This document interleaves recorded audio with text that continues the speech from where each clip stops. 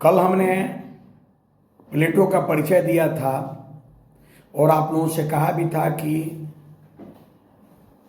उसका इंट्रोडक्शन मेरे वीडियो से भी और बुक से भी कर लीजिएगा। और मुझे आशा है कि सब लोगों ने किताब से 2-4 पेज जरूर लिखा होगा प्लेटो पर। जब लिखते चलेंगे, काम करते चलेंगे तो बहुत आसान हो जाएगी पढ़ाई। और फिर बाद में आप लोगों को हमेशा यह कंसेप्ट रहेगा। जैसे ही आप मान लीजिए कि यूपीएससी मेंस देने जा रहे हैं, यूजीसी देने जा रहे हैं, एक नज़र उसको देखिएगा तो पूरी बातें याद हो जाएंगी। आज मैं आपको थियरी ऑफ जस्टिस पढ़ाने जा रहा हूँ और प्लेटो की बुक रिपब्लिक, जिसमें 10 भाग है, उसमें शुरू से लेकर अंत तक जिस कंसेप्ट पर सबसे अधिक बल दिया है वह न्याय सिद्धांत है। मैंने कल भी कहा था कि प्लेटो कहता है कि मुझे रिपब्लिक बुक का अगर रिपब्लिक नाम नहीं देना होता और दूसरा कोई नाम देना होता तो मैं कंसर्निंग जस्टिस यानी न्याय के संबंध में ही कोई न्याय विषयक नाम ही देता।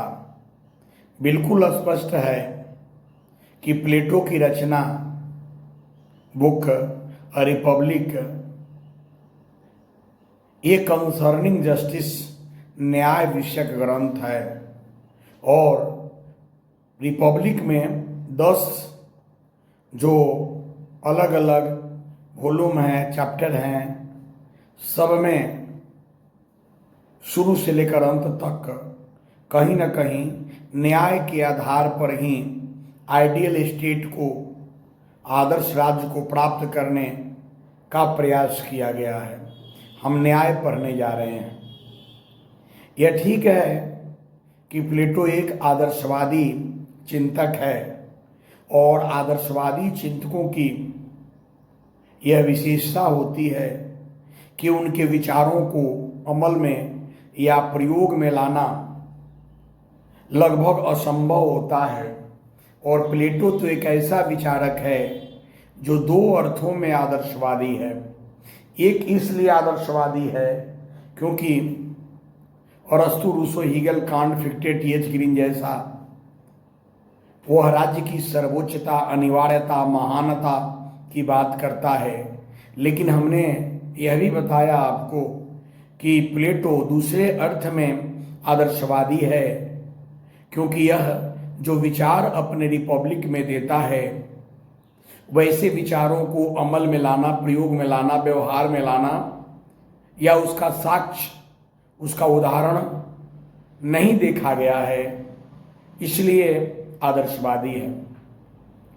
लेकिन इसके बाद भी अगर कोई विचारक कुछ भी कहता है तो उसकी यथार्थ पृष्ठभूमि होती है। मैं यह कहना चाहता हूं कि प्लेटो आदर्शवादी है दोहरे अर्थ में और काल्पनिक संदर्भ देने के कारण भी आदर्शवादी है और उसके न्याय संबंधी सिद्धांत में जो बात कही गई है वह आदर्शवाद, आइडियलिज्म के अंतर्गत आ जाती है। फिर भी न्याय का प्रतिपादन का उसका उद्देश्य यथार्थ उसके समय की तत्कालीन परिस्थितियों से रही है। हमने पहले भी बताया है आपको कि प्लेटो के समय में लॉटरी पर आधारित व्यवस्था थी। लॉटरी पर आधारित व्यवस्था यह थी कि समानता के नाम पर अयोग्यता को अनदेखा किया जा रहा था।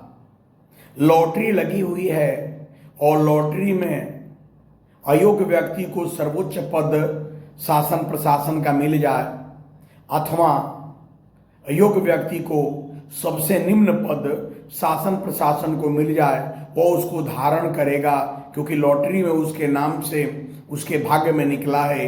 यह जो भाग्य के आधार पर अयोग्यता को अनदेखा करके समानता के नाम पर अबौद्धिकता इरेशनलिटी का जो सिस्टम था, लॉटरी बेस्ड सिस्टम, उसको डेमोक्रेसी कहा जा रहा था और उसी डेमोक्रेसी का प्लेटो ने विरोध किया। प्लेटो यह चाह रहा था कि नहीं, समाज में यह स्थिति नहीं होनी चाहिए। समाज में जो व्यक्ति जिस योग्य है उसी के द्वारा उस प्रकार के कार्य निष्पादित किए जाने चाहिए। इसलिए प्लेटो का ओपिनियन बहुत स्पष्ट था। वो अपने समय में यह देख रहा था कि समाज में अनावश्यक द्वंद्व है, संघर्ष है, विवाद है और विवाद का कारण यह है कि योग्यता के आधार पर व्यक्ति कार्यों का निष्पादन नहीं कर रहा है। जो व्यक्ति अयोग्य है वह दूसरे क्षेत्र में, योग्य व्यक्ति दूसरे क्षेत्र में अपनी कार्य कुशलता और निपुणता और आत्मीय गुण के अनुसार जो स्पिरिचुअल उसमें स्किल है उसके अनुसार व्यक्ति कार्य नहीं कर रहा है। इसलिए समाज में प्लेटो के समय में द्वंद्व था, संघर्ष था। प्लेटो उसी द्वंद्व को, उसी संघर्ष को खत्म करके लोगों के बीच में अपनापन और सौहार्द लाना चाहते थे। योग्यता के आधार पर कार्यों को निष्पादित कराना चाहते थे।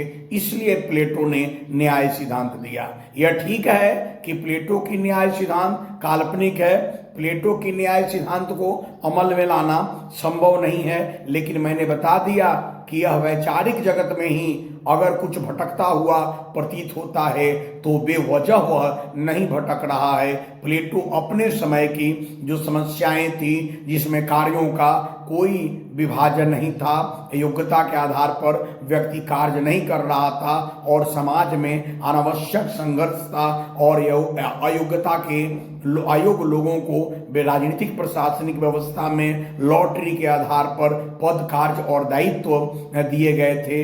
इसे समाज में उथल पुथल, संघर्ष और विवाद की स्थिति थी। उन्हीं विवादों को समाप्त करके सौहार्दपूर्ण स्थिति को लाना चाहता था। इसलिए प्लेटो ने अपने तत्कालीन समस्याओं के समाधान के लिए न्याय सिद्धांत दिया। यानी प्लेटो का न्याय जो रिपब्लिक में दिया गया है, भले वह काल्पनिक है लेकिन वह दिया गया है इसलिए कि प्लेटो के समय में जो लॉटरी पर आधारित गलत व्यवस्था थी उसको खत्म करके अच्छी व्यवस्था को स्थापित किया जाए। मैं यह कह सकता हूँ कि प्लेटो का न्याय सिद्धांत भले ही अव्यवहारिक, काल्पनिक या आदर्शवादी होने का आरोप लगाया जाए, लेकिन इसकी पृष्ठभूमि, उसके प्रतिपादन के मूल में तत्कालीन समय की समस्याओं का निदान और सौहार्द की स्थापना का उद्देश्य था। इसलिए उसकी पृष्ठभूमि यथार्थवादी, रियलिस्टिक थी। इससे इनकार नहीं किया जा सकता। प्लेटो अपने न्याय सिद्धांत के प्रतिपादन से पहले अपने समय में जो न्याय के सिद्धांत थे उसको वह रिजेक्ट करता है। प्लेटो के समय में न्याय का जो सिद्धांत था वह traditional theory of justice, radical theory of justice and pragmatic theory of justice, यानी न्याय के, प्लेटो के समय में न्याय के 3 सिद्धांत प्रचलित थे। न्याय का परंपरावादी सिद्धांत, न्याय का उग्रवादी सिद्धांत और न्याय का यथार्थवादी या प्रायोगिक सिद्धांत। 3 प्रकार के सिद्धांत थे। तीनों सिद्धांतों को वह रिजेक्ट किया प्लेटो ने।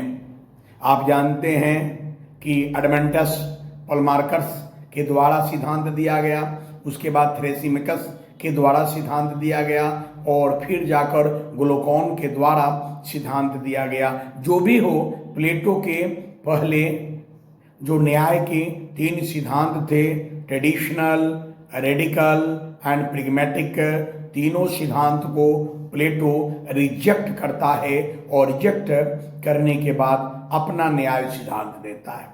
यह क्लियर हो गया, यह स्पष्ट हो गया कि प्लेटो के न्याय सिद्धांत के प्रतिपादन का निश्चित उद्देश्य या मकसद रहा है। प्लेटो न्याय सिद्धांत का प्रतिपादन इसलिए करता है कि प्लेटो के जमाने में सुकरात से जो व्यवस्था चली आ रही है या उसके पहले से भी जो व्यवस्था चली आ रही है लॉटरी के आधार पर और जिसका नाम प्रजातंत्र दिया गया है, उस प्रजातंत्र में संघर्ष है, योग्यता नाम की चीज नहीं है। उन्हीं समस्याओं का निदान करके योग्यता के आधार पर समाज में कार्यों का विभाजन करने और समाज में सौहार्द की स्थापना हेतु प्लेटो ने न्याय सिद्धांत दिया है।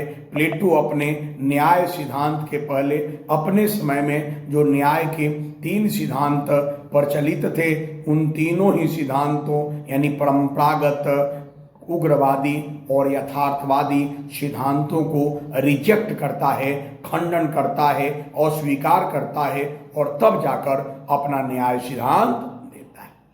प्लेटो ने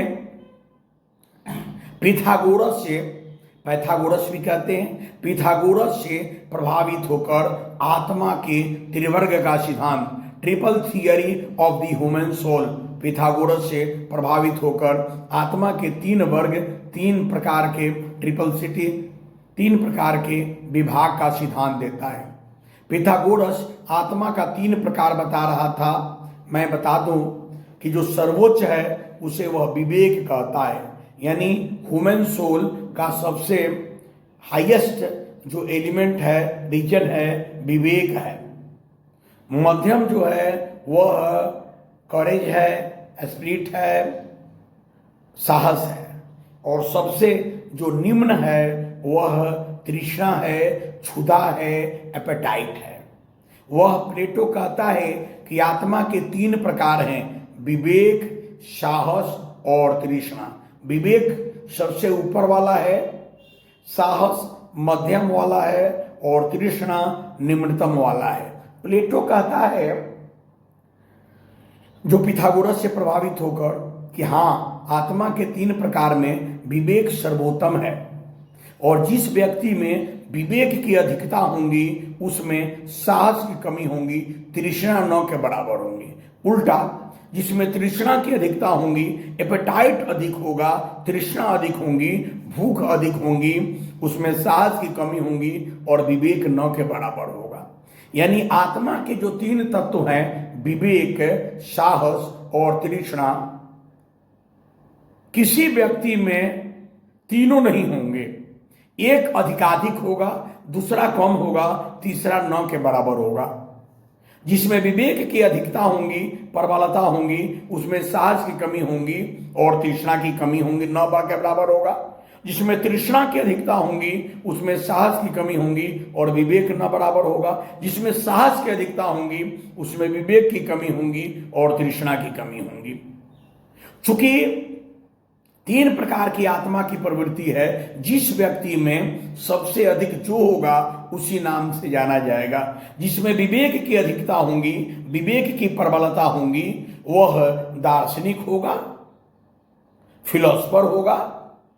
जिसमें साहस की अधिकता होंगी, प्रबलता होंगी, वह सोल्जर होगा, सैनिक होगा। और जिसमें एपेटाइट या तृष्णा की प्रबलता होंगी वह उत्पादक होगा, प्रोड्यूसर होगा, उत्पादक होगा। यानी समाज में 3 प्रकार का व्यक्ति होगा। सबसे उच्च व्यक्ति दार्शनिक, जिसके पास विवेक की प्रबलता, मध्यम व्यक्ति सैनिक, जिसके पास साहस की प्रबलता अधिकता, और सबसे नीचे वाला व्यक्ति उत्पादक, जिसमें तृष्णा, क्षुधा, भूख है, सेक्स की प्रबलता। प्लेटो कहता है कि कोई भी व्यक्ति वैसा ही कार्य करता है जैसी उसमें प्रवृत्ति रहती है। जिसमें विवेक की प्रवृत्ति होंगी, जो दार्शनिक होगा वह शासन करेगा, अध्यापन करेगा। जिसमें साहस की प्रवृत्ति होंगी वह सैनिक होगा, वह रक्षा करेगा, लड़ाई करेगा। और जिसमें तृष्णा की प्रवृत्ति होंगी, निम्नतम प्रवृत्ति होंगी, वह उत्पादक होगा और उत्पादन करेगा। प्लेटो का ऐसा मानना है कि व्यक्ति को वैसा ही कार्य करना चाहिए जैसी व्यक्ति में प्रवृत्ति होती है।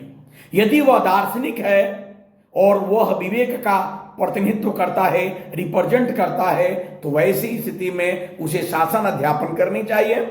जिसमें साहस की प्रबलता है, सैनिक है, उसे रक्षा करनी चाहिए। और जिसमें तृष्णा की निम्नतम तत्व आत्मा के तृष्णा की प्रबलता है, अधिकता है, एपेटाइट है, उसे उत्पादन करनी चाहिए।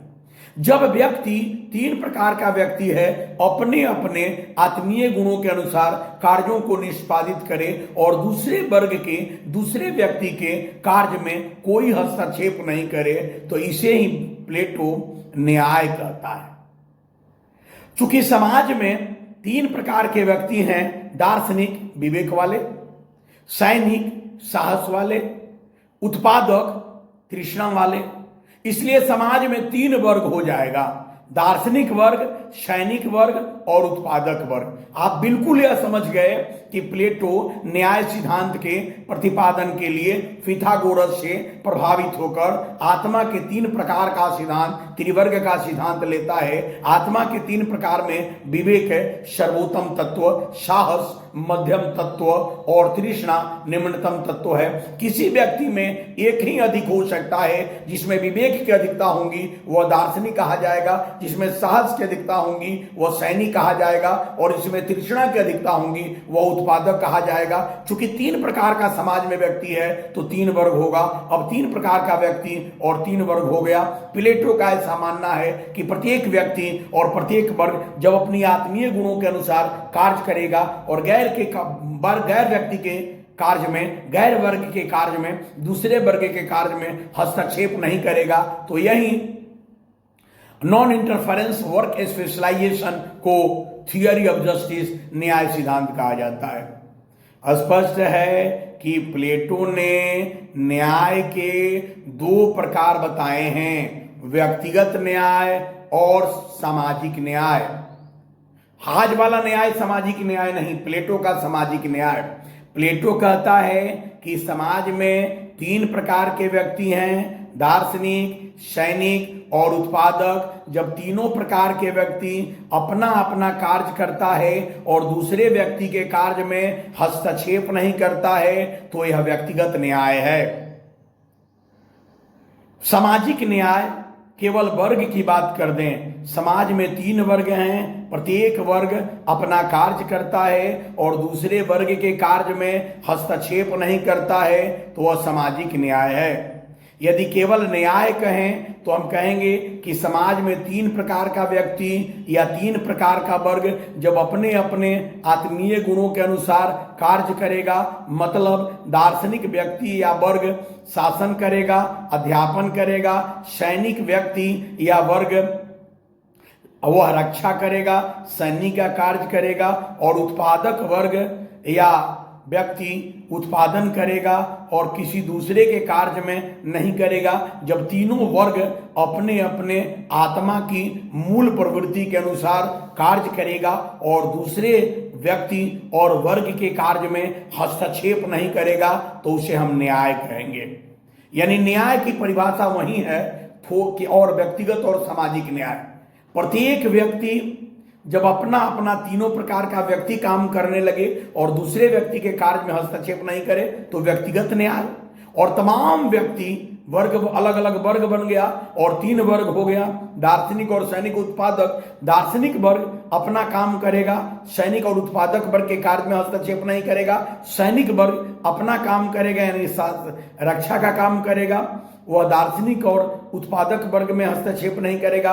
और उत्पादक वर्ग जिसके पास तृष्णा है वह उत्पादन करेगा, वह सैनिक और दार्शनिक वर्ग के कार्य में हस्तक्षेप नहीं करेगा। तो यह सामाजिक न्याय है। यूपीएससी मुख्य परीक्षा में पूछा गया है कि व्यक्तिगत न्याय पर ही सामाजिक न्याय आधारित है, यानी सामाजिक न्याय की अवधारणा को प्राप्त करना है तो प्रत्येक व्यक्ति अपना कार्य करने लगेगा, यानी अपने आत्मा के अनुसार कार्य करेगा और दूसरे व्यक्ति के कार्य में हस्तक्षेप नहीं करेगा। अगर सब करने लगेगा यही सामाजिक न्याय हो जाएगा। कोई दिक्कत? अभिषेक जी आप हैं? Yes sir, yes sir. बेटा समझे?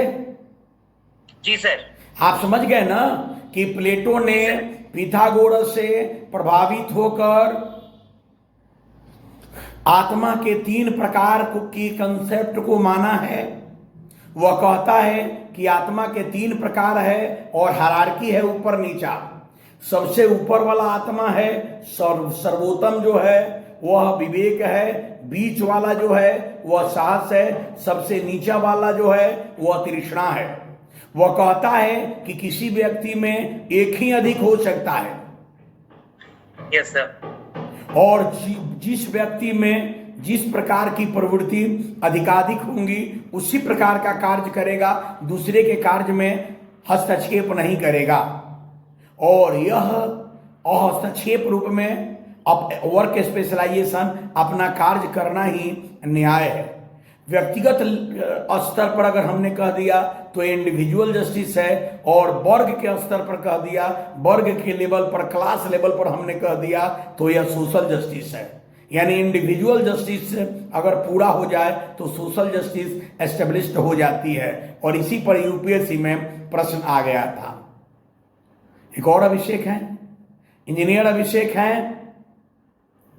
Yes, sir. आप अच्छा, वो नया वाले अभिषेक जी नहीं है? नहीं सर, मैं हूँ सर। अच्छा, दोनों आदमी बात को समझ गए परफेक्ट? Yes sir. हाँ, तो आप यह न्याय समझ गए कि प्लेटो न्याय का मतलब क्या है। अब फीचर्स या characteristics of concept of the justice of Plato, यानी प्लेटो ने जो न्याय का सिद्धांत दिया है उसकी क्या क्या विशेषताएं हैं, क्या कैरेक्टरिस्टिक्स है, क्या फीचर्स हैं, उसको हम लोग देखते हैं। Number 1, concept of non interference. Concept of non interference Plato के न्याय सिद्धांत की पहली विशेषता है, और पहली विशेषता यह है कि उनके न्याय सिद्धांत में दूसरे के कार्य में हस्तक्षेप नहीं करना है, इंटरफेरेंस नहीं करना है की बात कही गई है ना। Number 2, concept of work specialisation. Plato कहता है कि दार्शनिक, फिलोसफर शासन अध्यापन के लिए स्पेशलाइज है, सैनिक रक्षा करने के लिए, सेफ करने के लिए, मिलिट्री टाइप काम करने के लिए स्पेशलाइज है, और उत्पादक प्रोड्यूस करने के लिए, उत्पादन करने के लिए विशेषज्ञ है, स्पेशलाइज है। इसलिए जो व्यक्ति या जो वर्ग है उनका अलग अलग स्पेशलाइजेशन है। प्लेटो के न्याय सिद्धांत की दूसरी विशेषता यह है कि जब हम न्याय सिद्धांत पढ़ते हैं तो इसमें वर्क स्पेशलाइजेशन देखते हैं, कार्य विशिष्टीकरण देखते हैं। हम देखते हैं कि दार्शनिक वर्ग शासन अध्यापन के लिए विशिष्ट है, विशेषज्ञ है, सैनिक वर्ग रक्षा के लिए विशेषज्ञ है, विशिष्ट उसके कार्य हैं, और उत्पादक वर्ग की विशिष्टता यह है कि उत्पादन संबंधी कार्यों के लिए वह विशिष्ट या विशेषज्ञ है। तो वर्क दूसरी विशेषता हमने क्या देखा कि प्लेटो के न्याय सिद्धांत में एक तो कंसेप्ट ऑफ नॉन इंटरफेरेंस और हस्तक्षेप की बात की गई है, और दूसरी विशेषता यह है कि इसमें वर्क जो है स्पेशलाइजेशन है, कार्य विशिष्टीकरण है। तीसरी विशेषता, there is no space of law या रिस्ट्रिक्शंस। प्लेटो के न्याय सिद्धांत में ऐसा कोई बाइंडिंग या नियम नहीं है, ऐसी जगह चलाइए तो उसी में आएंगे। ऐसी कोई बाइंडिंग या ऐसा कोई नियम, ऐसा कोई रूल्स रेगुलेशन नहीं है कि इसी में कार्य करेगा। मंदिर में हम जा रहे हैं दर्शन करने के लिए, टिकट कटाने के लिए कतार स्टेशन में लगी हुई है रेल में, तो एक बना दिया गया है बैरियर दोनों तरफ से कि उसी में आपको चलना है। प्लेटो इस प्रकार का कोई रूल्स रेगुलेशन नहीं बताता कि दार्शनिक जो है इसी प्रकार का कार्य करेगा, उससे बाहर नहीं जा सकता है कोई। प्लेटो के आदर्श राज्य में प्लेटो जिस न्याय की बात करता है उसमें कानून का स्थान किसी लिखित प्रावधान का या कंट्रोल का, प्रोविजन का, रिस्ट्रिक्शंस का, प्रिवेंशन का, निरोध की कोई चर्चा नहीं है। व्यक्ति के आत्मीय गुण है, अपने से वह करता है। जैसे मेरे घर में 3 बच्चे आ रहे हैं, 3 फैमिली हमारे यहां आ रही है, और हमारे यहाँ बच्चों के खाने के लिए एक में रसगुल्ला रखी हुई है प्लेट में, दूर पर तलवार रखा हुआ है, और कुछ ऐसे गजट है, किताबें वगैरह हैं, या दूसरा वो अलग कंप्यूटर वगैरह है, सब है। 3 बच्चा आता है जिसमें तृष्णा की, एपेटाइट की प्रबलता होगी। वह न तो उस टेलीविजन को, रिमोट को, कंप्यूटर को छुएगा, बल्कि वह मिठाई जो रखा है उसी पर वह टूट जाएगा, खाने लगेगा। इसका मतलब कि उसमें विवेक है, उस तृष्णा की प्रबलता है। एक बच्चा आएगा न मिठाई, उसकी माँ कहेगी मिठाई खाओ, मिठाई भी नहीं खाएगा, और वह दूसरी प्रकार के रिमोट, कंप्यूटर वह भी नहीं देखेगा, किताब नहीं लेगा, बल्कि वह तलवार मांगेगा, बंदूक मांगेगा। उसमें साहस की प्रबलता है।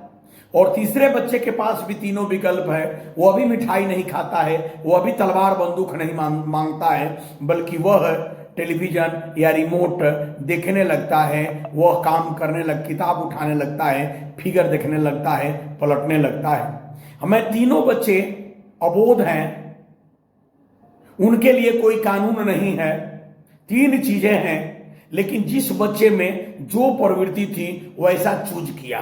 हमारी आपकी यही स्थिति है, हम उसी चीज को चूज करते हैं जो हमारे अंदर से इच्छा होती है।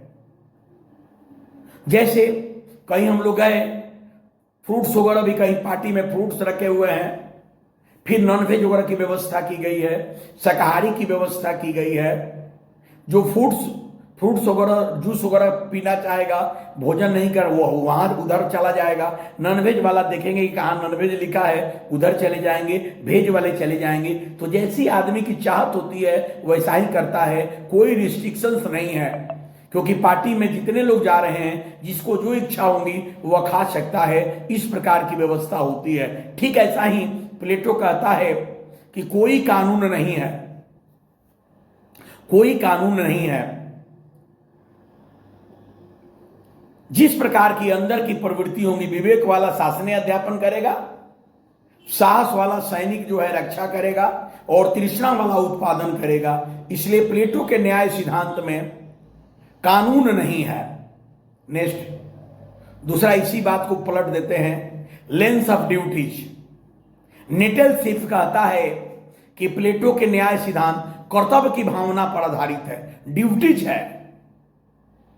वो अंदर से व्यक्ति का इंस्टिंक्ट करता है, अंदर से चाहत है और वैसा करता है। इसलिए प्लेटो का न्याय सिद्धांत में कर्तव्य, ड्यूटीज को महत्वपूर्ण माना गया है। चौथी विशेषता।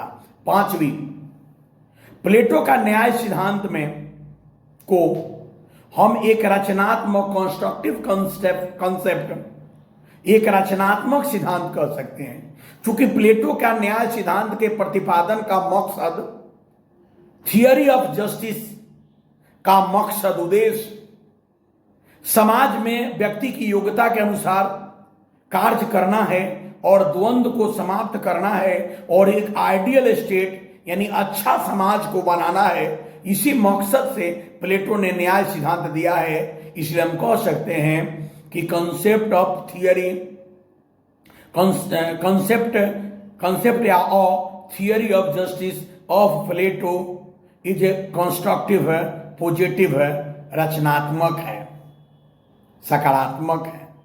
यह प्लेटो के न्याय सिद्धांत की विशेषता है। कोई दिक्कत? नमस्कार। नहीं सर। अब आप लोगों के जेहन में, दिमाग में प्लेटो के न्याय सिद्धांत की आलोचना आ रही होंगी। पहली तो आलोचना हम यह करेंगे कि आत्मा जो है, सोल जो है, कोई फैक्ट्स या पदार्थ नहीं है कि उसका 3 वर्ग या 2 कलर या 3 कलर बता दें, 3 प्रकार बता दें। इसलिए आत्मा यदि हिंदू धर्म ग्रंथ के अनुसार कहें तो देखा नहीं जा सकता, अजर होता है, अमर होता है, रंगहीन होता है।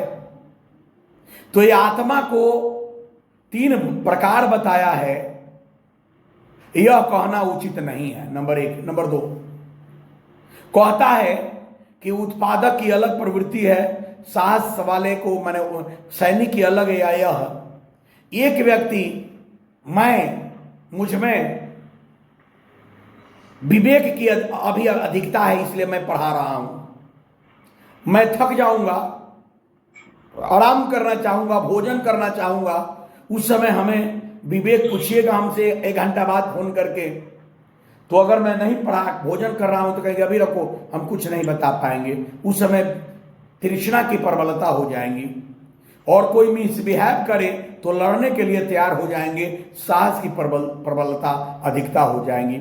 इसलिए यह कहना जो कि फिलोसफर है ऑलवेज फिलोसफर रहेगा, और जो मिलिट्री या सोल्जर या फिर प्रोड्यूसर है, उत्पादक है, ऑलवेज रहेगा, ऐसा नहीं कहा जा सकता।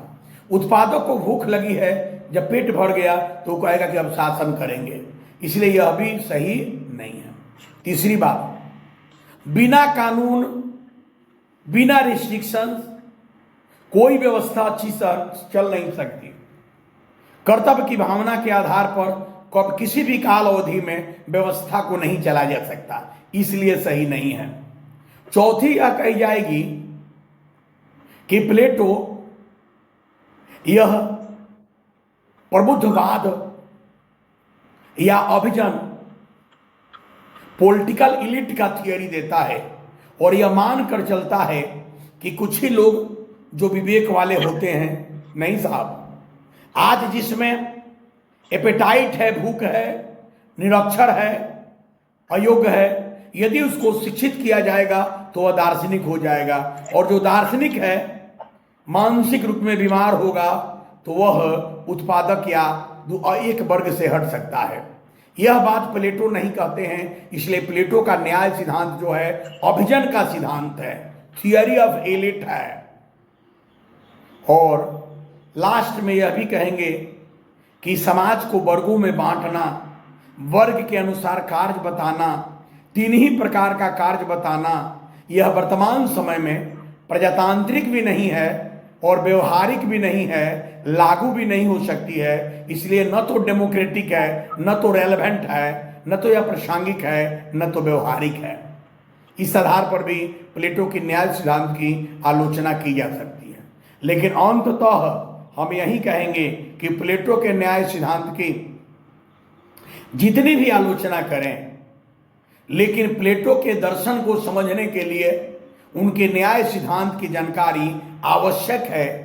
इसलिए प्लेटो उसी न्याय के आधार पर, उसी बुनियाद पर आइडियल स्टेट को, आदर्श राज्य को, आदर्श समाज को प्राप्त करना चाहता है। इसलिए रिपब्लिक का मेन थीम कंसेप्ट तो है ही, प्लेटो को समझने का भी उनका न्याय सिद्धांत आधार है, और प्लेटो जिस आदर्श राज्य की परिकल्पना करता है उसके लिए भी यह महत्वपूर्ण है। और इस संदर्भ में हमें प्लेटो के न्याय सिद्धांत को पढ़ना होगा। न्याय सिद्धांत मैंने बताया